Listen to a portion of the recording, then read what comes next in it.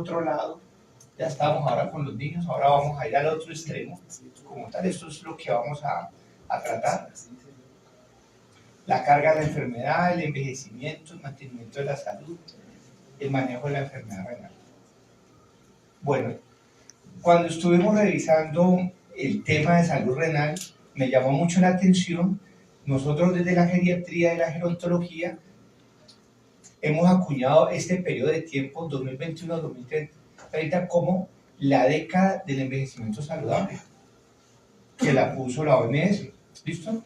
Eso siempre a nosotros en geriatría, en medicina familiar, nos van a escuchar hablar de la capacidad intrínseca, que es la reserva que tenemos nosotros, ¿cierto? Son características personales, la parte genética explica más o menos el 30% del envejecimiento. Lo otro son factores ambientales, de comportamiento, doctora Cristina, la nutrición, y están las características. Esto me va a permitir que la persona mayor tenga pues una muy buena o baja capacidad funcional, pero también debe estar medida por el entorno, claro, donde se desenvuelve la persona, si tiene el acceso a los servicios de salud, ya.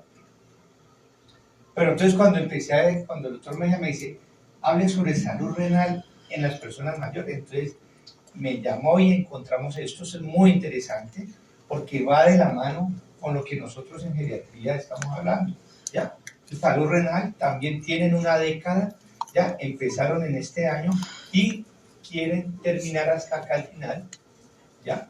Con la parte riñón artificial, con la medicina regenerativa, con todo lo que es la inmunosenescencia y el retardo del envejecimiento renal. Ustedes como nefrólogos, gran parte de su población son personas mayores, la mayoría, ¿cierto? Por eso el número, el ranking, la ubicación de las causas, ¿ya?, de la enfermedad de muerte, mire cómo la enfermedad renal pasa del 10 a la quinta posición y el incremento es del 140%. Y obviamente tanto los nefrólogos como los geriatras pues vamos a tener mucho trabajo. Mire, la enfermedad de Alzheimer, que es una enfermedad netamente por el envejecimiento, a principios del siglo pasado casi no había enfermedad de Alzheimer, porque es que no le daba la edad para que le desarrollara la demencia como tal. Entonces, esto es uno de los puntos importantes, por eso están hablando que es una pandemia, es una condición de gran importancia de salud pública. Esta es la cuenta de alto costo. Miren cómo los factores exógenos afectan, lo que le preguntamos al profesor en su presentación, afecta el reporte. Miren, aquí está la época de la pandemia, y en pandemia el reporte bajó, ahora tiende a incrementarse. Estos son los datos del último libro de la cuenta de alto costo de la enfermedad renal. Y aquí vemos las condiciones, ¿no? Mire que esto sí, pues, como les mencionaba, preocupa, y estas son las etiologías específicas, y ahí van a estar principalmente las precursoras, ¿no? Hipertensión, que la llaman aquí enfermedad vascular renal, la diabetes, y ellos ya están incluyendo otras etiologías como tal. Pero como les mencionaba, la enfermedad renal va muy de la mano con la edad. Y ustedes ven aquí los pacientes en estadio 5, miren, en esta pirámide poblacional, el mayor número de personas se encuentran aquí en esta parte. Es una pirámide que está al revés.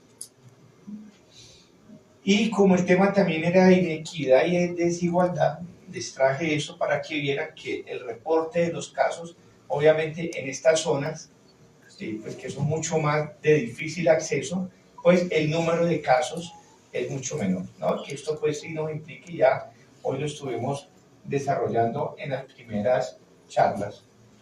Bueno, entonces ahorita miremos, ya que hemos visto el contexto epidemiológico, hemos visto lo de la década del envejecimiento, la década de la salud renal, miremos algún tema ya específicamente de persona mayor, y es el envejecimiento. Desde que nacemos, mucho antes que nacemos, estamos envejeciendo, ¿ya? Y aquí hay, este autor, López Otín, nos muestra cuáles son las 12 características biológicas del envejecimiento. Entonces tenemos primero condiciones primarias. Siempre hemos estado hablando de la teoría de los telómeros, que los telómeros se van acortando. Aquí lo tenemos, ¿ya? Los cambios epigenéticos, la inestabilidad genómica. Sigamos. Aquí que tenemos la parte del antagonismo, han hablado de la autofagia, ¿ya? Se altera la autofagia. Vemos ahora otra parte, la parte nutricional, doctora Cristina, que también esto es uno de los puntos importantes que están generando los aspectos del envejecimiento y la senescencia, ¿ya? Es difícil en ocasiones diferenciar si es enfermedad o es senescente o es por el envejecimiento. Es un límite que no está muy bien trazado y entonces en ocasiones rotulamos lo que no tenemos que rotular. Rotulamos enfermo renal crónico y cuando verdaderamente no tiene enfermedad renal crónica. Y ya de la parte de la integración, mire, la inflamación crónica en las personas mayores hay algo que es muy paradójico, que es el inflaming o la inflamación del envejecimiento. Es una inflamación a bajo grado, persistente pero a bajo grado, diferente a la inflamación que usted tiene en un proceso agudo, por ejemplo una neumonía, una celulitis. Los reactantes se elevan de fase rapidísimo. Y esto probablemente en las personas mayores, y se han hecho estudios en centenarios que están inflamados. Y eso le ha permitido enfrentar todos esos retos metabólicos, todos esos retos que tiene para poder llegar a su edad como tal. Entonces, estos puntos son importantes para que nos podamos ubicar en qué es lo que le está sucediendo al riñón. En el riñón hay alteración mitocondrial, en el riñón hay alteración, hay células senescentes.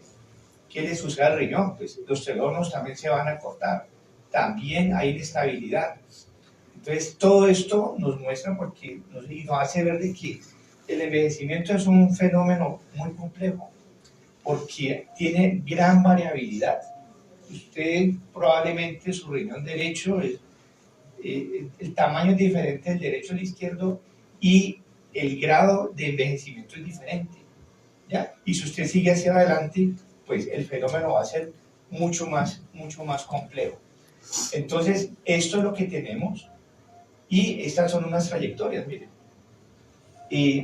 Generalmente, el punto donde se empiezan a ver los cambios con el envejecimiento es después de los 40 años. Y siempre en todos los libros se menciona que después de los 40 años se disminuye el filtrado glomerular un cc por año, donde hay una mayor velocidad para que haya esa declinación entre los 40 y los 60 años. Y entonces esto nos permite ver aquí el grado de funcionamiento renal, la edad, y tenemos siempre un umbral, que el umbral es el umbral que se define enfermedad renal. Y entonces aquí encontramos cómo hay algunos que envejecen de forma saludable, ¿ya? Obviamente van a tener disminución en las nefronas y nefroesclerosis, pero van a tener un envejecimiento saludable. Otros van a tener un envejecimiento usual, ¿ya? Ellos van a tener hipertensión, las condiciones prevalentes, las condiciones precursoras, y el otro sí es el verdadero que está enfermo como tal. Pero entonces empezar a hacer estas divisiones ya en la vida real en ocasiones nos puede ocurrir que puede ser algo difícil. Y este pues es el órgano, ya vamos a tener cambios tanto morfológicos a nivel del glomérulo, pero también vamos a tener cambios funcionales y también vamos a tener cambios relacionados con todo el contexto, porque me acuerdo tanto de que cuando estaba en la universidad y el profesor de fisiología nos mostraba la fisiología renal, uno creía que era el riñón solo en el mundo. No, eso no sucede. ¿Ya? El riñón tiene muchas interacciones vasculares, neurológicas, y esto también hace interacciones entre el órgano y todo el sistema, ¿ya? Y es muy importante tenerlo presente, porque un riñón envejecido y enfermo pues va a afectar el sistema del cuerpo, ¿ya? Y eso es algo muy importante para tenerlo muy presente. Si no, miremos, paciente urémico va a generar delirio, una encefalopatía urémica, va a generar sarcopenia, y es ese órgano enfermo el que está afectando todo el sistema, ¿ya? Y así con otros órganos que se tienen. Por ende, hay que tener en cuenta que la enfermedad renal crónica genera la supresión de algunas proteínas, que estas son proteínas que evitan el envejecimiento del glóbulo, se acumulan desechos y se altera la comunicación intracelular, y esto va a llevar a todas estas alteraciones, lo que le estaba mencionando: fragilidad, sarcopenia, deterioro cognitivo, y aquí viene la lesión aguda. Y eso también es importante porque cada agudización de esta condición crónica va a generar que esta reserva fisiológica se vaya disminuyendo y el individuo vaya empeorando. Aquí se muestra la forma tradicional y miremos que es algo como muy mecánico, no algo como muy secuencial. Prevenir y tratar esta precursora, para que no vaya a desarrollar primero la enfermedad renal crónica, y por último, que es lo que nos decía el doctor Mejía aquí, no mueren de riñón, sino que mueren de las complicaciones cardiovasculares. Aquí es importante tener presente entonces cómo se puede enfocar el envejecimiento renal en el futuro, teniendo presente que son relaciones bidireccionales, como les mencionaba antes, que el envejecimiento me puede afectar la función renal, pero también estas enfermedades me van a afectar el funcionamiento renal, y entonces aquí vamos a mirar y hacer intervenciones de prevención y tratamiento, y también enfocarse en el envejecimiento biológico, que es de lo último que les mostramos en una de las primeras figuras. Esto me llamó mucho la atención para mostrárselo y compartírselos, porque una persona con enfermedad renal crónica incrementa su edad cronológica en 6 años. ¿Ya? Entonces, importantísimo. Otro de los puntos que quiero que se lleven ustedes es que en geriatría nosotros no tomamos decisiones clínicas con base en edad cronológica. Eso es muy importante entenderlo, ¿ya? Usted puede tener una persona de 80 años desde el punto de vista cronológico, pero esa persona fisiológicamente, biológicamente puede tener 60 años. Y eso marca una gran diferencia. Marca una gran diferencia desde el punto de vista de lo que usted le tiene que o debería hacer a la persona, desde el punto de vista de diagnóstico, terapéutico y de pronóstico. Entonces miremos aquí mantenimiento de la función renal.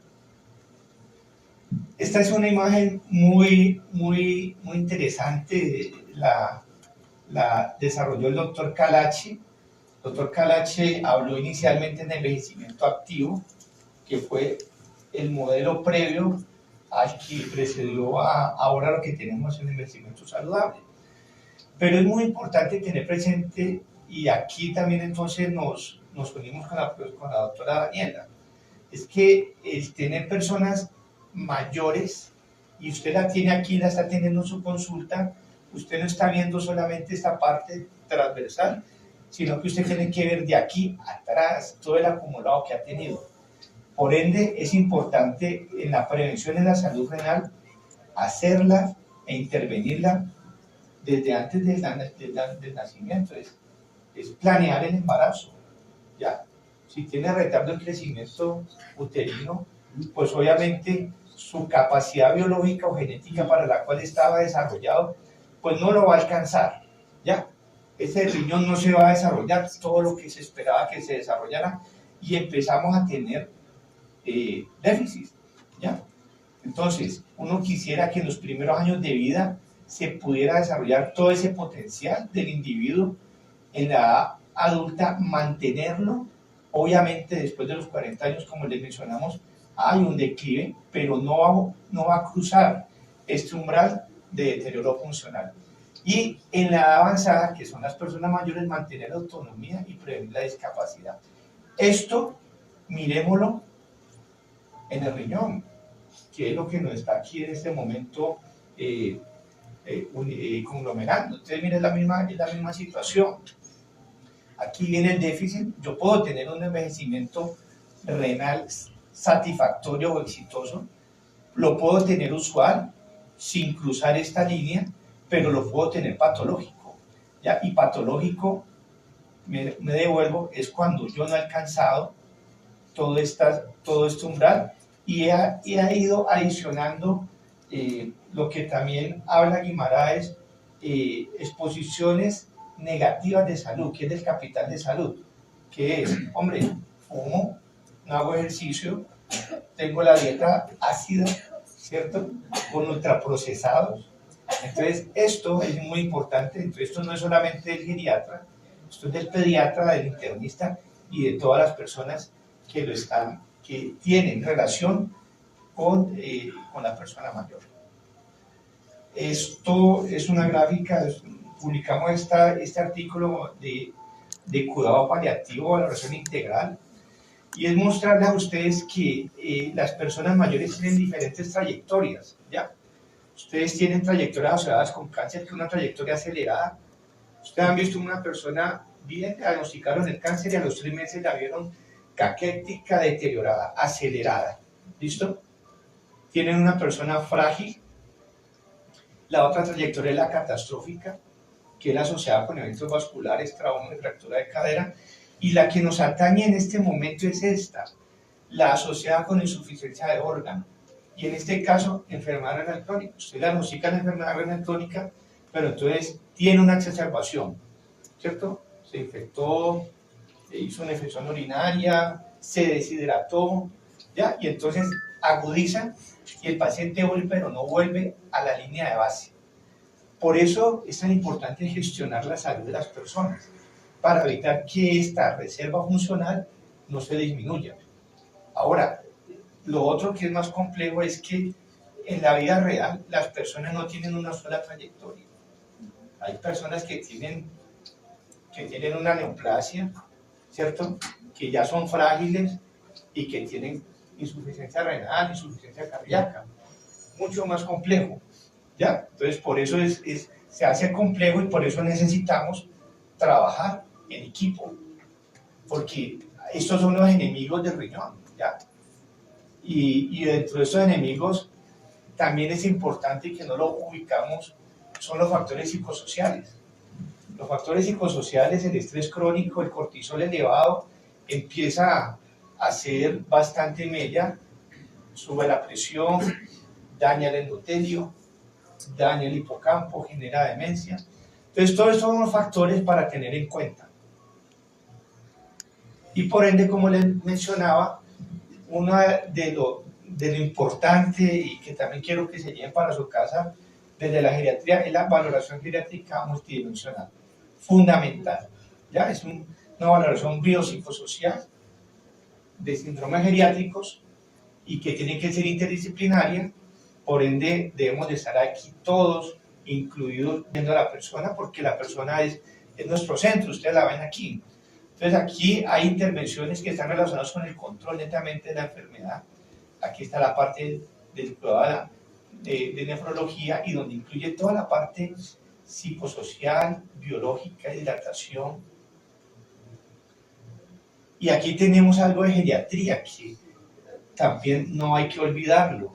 ¿Ya? Todo esto es la parte de soporte y es muy importante. Uno, como les mencionaba, las decisiones no se toman por la edad, sino por la cronológica y no por la biológica.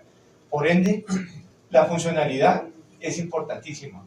Pero otro de los aspectos importantes que ustedes siempre van a ver en un geriatra son los medicamentos. Siempre vamos a estar viendo medicamentos, siempre vamos a estar viendo qué podemos de prescribir, movilidad, y los otros son síndromes geriátricos, fragilidad, deterioro cognitivo, que es donde nosotros también hacemos la intervención.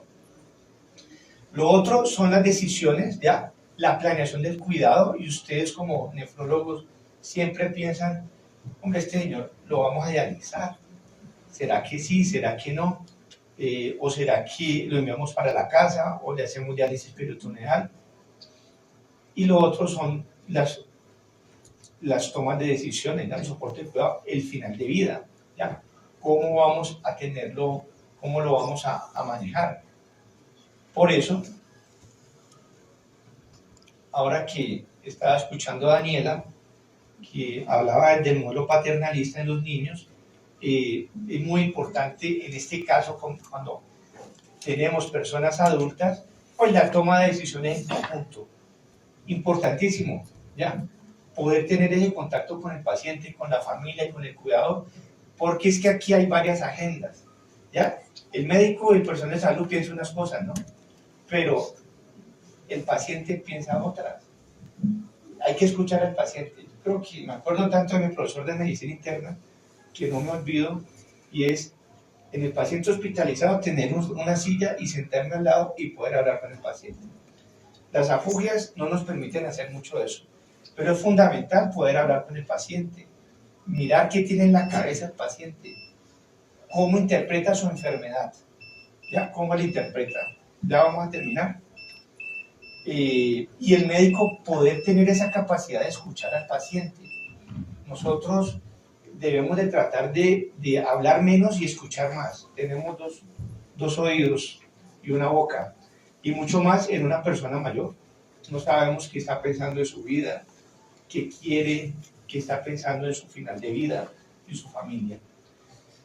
Hay muchas intervenciones que nosotros podemos hacer, hay aspectos que nosotros no podemos cambiar la edad, no podemos cambiar la genética, la raza, pero sí podemos intervenir en muchos aspectos.